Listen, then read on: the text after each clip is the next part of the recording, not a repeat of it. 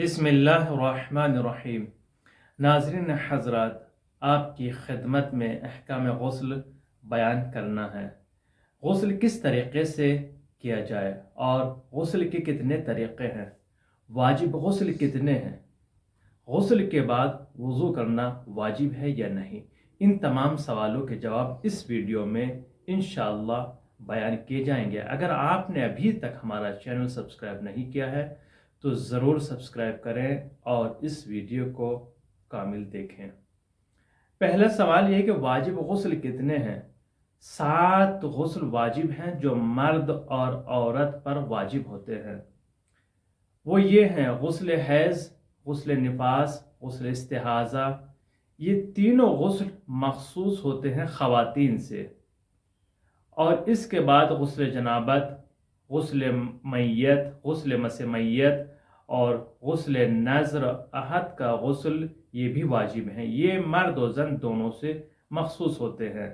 3 غسل صرف خواتین سے مخصوص ہوتے ہیں، اور غسل میت، مس میت، نذر عہد، قسم وغیرہ یہ مرد اور زن دونوں میں مشترک ہوتے ہیں۔ اب سوال یہ ہے کہ غسل کس طریقے سے انجام دیا جائے۔ بعض افراد سوال کرتے ہیں ہم مجنب ہیں تو غسل جنابت کس طرح انجام دیا جائے، یا غسل حیض کس طریقے سے کیا جائے۔ غسل حیض ہو، چاہے غسل جنابت ہو یا غسل استحاضہ ہو، تمام غسل کے انجام دینے کا طریقہ ایک ہی ہے، سب کی روش ایک ہی ہے۔ غسل 2 طریقوں سے کیا جاتا ہے، ایک غسل ترتیبی ہے، دوسرا غسل التماسی ہے۔ غسل ترتیبی میں پہلے سر کو دھونا ہے، اس کے بعد بدن کے داہنے جانب کو دھونا ہے، اور اس کے بعد بدن کے بائیں جانب کو دھونا ہے۔ اس کو غسل ترتیبی کہا جاتا ہے۔ اور غسل ترتیبی میں یہ شرط نہیں ہے کہ سر کو دھونے کے بعد فوراً داہنے اور بائیں جانب کو دھونا چاہیے۔ دوسرا سوال یہ پیدا ہوتا ہے کہ اگر کوئی انسان غسل کر رہا ہے اور غسل کرنے میں وہ شک کرے کہ بدن کا یہ حصہ یا اور کوئی دوسرا حصہ باقی رہ گیا ہے جس کو دھویا نہیں گیا ہے، تو اس حصے کو آپ دھو سکتے ہیں، اس میں کوئی مشکل نہیں ہے۔ اور غسل کے لیے پانی کے لیے وہی شرط ہیں جو وضو کے پانی کے لیے شرائط بیان کی گئی ہیں، پاک ہو، غصبی نہ ہو، مطلق ہو، یہ تمام شرائطیں غسل کے پانی کے لیے بھی بیان کی گئی ہیں۔ یہ غسل ترتیبی اس طریقے سے انجام دیا جاتا ہے۔ اس کے بعد آتا ہے غسل التماسی، کس طریقے سے انجام دیا جائے۔ غسل التماسی کی بھی 2 قسمیں ہوتی ہیں، غسل التماسی دفعی اور غسل التماسی تدریجی۔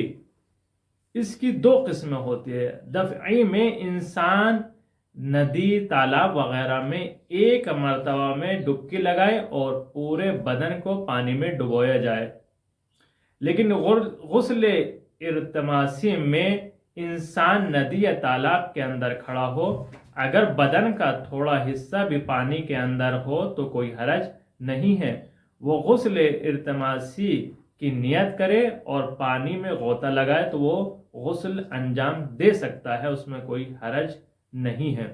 غسل التماسی دفعی ایک مرتبہ پانی میں غوطہ لگائے تو غسل ہو جاتا ہے، لیکن غسل التماسی تدریجی میں انسان پہلے سے پانی کے اندر داخل نہ ہو بلکہ آہستہ آہستہ پانی میں داخل ہو اور وہ غسل انجام دے سکتا ہے، کوئی حرج نہیں ہے۔ اب ایک سوال یہاں یہ پیدا ہوتا ہے کہ غسل ترتیبی میں انسان جو غسل کرتا ہے وہ لوٹے سے یا جگ وغیرہ سے کرتا ہے، کہ یہ صحیح ہے یا نہیں ہے، یا اسی طریقے سے کرنا چاہیے۔ یہ پہلی ایک بہت پرانی رسم ہے، یا یہ کہ پرانے زمانے سے چلا آ رہا ہے، کیونکہ زمانے قدیم میں پہلے اس طرح کے وسائل موجود نہیں تھے۔ ایک سوال کیا جاتا ہے جو بہت زیادہ تکرار ہوتا ہے کہ غسل ترتیبی کے لیے لوٹا، جگ یا آفتابے کا استعمال کیا جاتا ہے، کیا اسی سے غسل کیا جائے گا یا نہیں؟ یہ پرانی رسم ہے، یہ پرانے زمانے سے چلا آ رہا ہے۔ لوٹے سے یا آفتابے سے غسل کرنا، چونکہ اس دور میں آج کے جیسی یہ چیزیں نہیں تھی، یا نل تھے یا لوٹے یا آفتابے سے غسل کیا جاتا تھا، جبکہ اسلام میں نہ لوٹا بیان کیا گیا ہے، نہ جگ ہے، اور نہ ہی کوئی شاور ہے۔ صرف غسل ترتیبی کے لیے اتنا کافی ہے، سر کا دھونا کہ پانی سب جگہ پہنچ جائے، اس طریقے سے دھویا جائے، اور بدن کا دایاں حصہ اور بایاں حصے کو بھی دھویا جائے، اس طریقے سے دھویا جائے پانی پہنچ جائے۔ اب چاہے وہ لوٹے سے دھویا جائے، چاہے آفتابے سے دھویا جائے، چاہے شاور کے ذریعے دھویا جائے، چاہے پائپ کے ذریعے دھویا جائے، یا کوئی اور ظرف استعمال کیا جائے، تو اس میں کوئی حرج نہیں ہے۔ چونکہ پرانے زمانے چلتا آ رہا تو بعض لوگ اسی کو جانتے کہ نہیں، غسل ترتیبی کے لیے شرط یہی ہے کہ لوٹے سے ہونا چاہیے۔ نہیں، یہ کوئی شرط نہیں ہے، شرط یہ ہے کہ پانی بدن پر پہنچ جائے، کوئی جگہ باقی نہ رہے، اس طریقے سے غسل کرنا چاہیے۔ اگر کوئی جگہ باقی رہ جائے اور بعد میں معلوم ہو جائے تو پھر اس جگہ کو دھویا جائے۔